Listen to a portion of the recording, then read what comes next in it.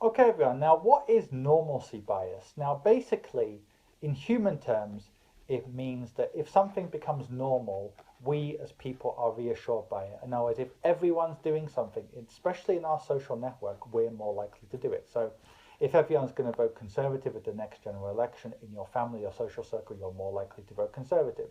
If you live near an Amazon storehouse, you're more likely to buy Amazon stocks, and so on and so forth. Same with something like weight. You're more likely to be overweight or normal weight if your family are overweight or normal weight, right?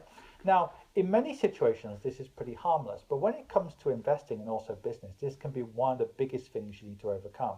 In other words, this tendency to be obsessed with what is normal. Now, I've given an example before about things like industry norms. Industry norms just mean doing what is normal. So, by definition, that means you're going to get normal results, right? Unless you just hope to outwork everyone and outsmart everyone. By definition, if you're doing what's normal, you're going to get what everybody else is getting, right? If you do abnormal things, you are much more likely to succeed, especially if you're very street smart about how you use these abnormal techniques. Now, don't get me wrong, that doesn't mean you can just do one abnormal or socially or business unacceptable thing, if there's such a term as business socially unacceptable, and that's going to be enough. Often you have to try many, many different ideas. But the point is, if you do something different, you're much more likely to succeed. I mean, I'll give you an example. I don't know what industry most of you guys are in, watching my YouTube channels and my content, but imagine, just for argument's sake, you are, I don't know, a recruiter or real estate agent, right? And you do what just everyone else does. You, I don't know, meet your clients face to face. They go around your office, you have a drink. You engage in this kind of business speak, right? Now imagine you try something a bit risky, right? You try something different. You just speak to customers like you would speak to, your friends in the street. You just say to them things like, "Look, are we going to do this or are we not going to do this? We've been talking about this job for ages. Look, don't waste up my time here. Are you going to do it?" Now, don't get me wrong. There's always a chance that somebody's going to turn around and say, "Well, that's very unprofessional. How dare you say that?" or whatever. But of course, as soon as you do something which is a bit out of the box, you're more likely to get more people liking you and more people disliking you. But you shouldn't actually be afraid of that. I mean, I can remember in my personal business journey, I started to see the biggest results when I did things differently. I'll give you just a few examples. The person I've made the most money from this year in my company, I got him from a freelancer website. I think nobody else, direct competitors in my industry that I know, use freelancer websites. They use recruiters or whatever.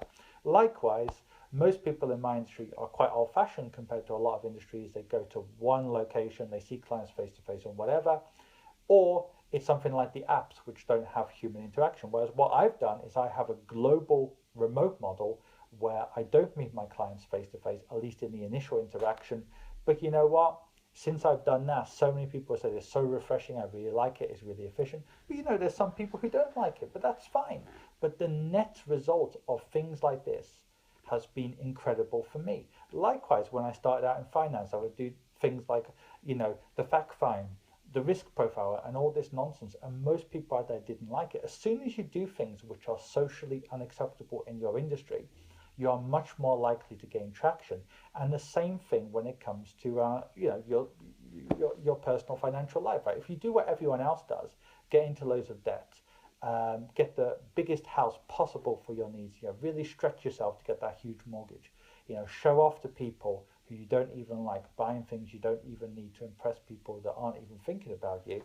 Then of course you're not going to do well. Whereas if you got somebody else who, doesn't give a damn what anyone thinks about them, starts investing from the age of 18, doesn't use credit cards, of course we all know who's going to be wealthier and for that matter happier by the time they're 50 years old. So one of the easiest ways you can work smart rather than just working harder is to always think to yourself, what are the industry norms or what are the societal norms in my country?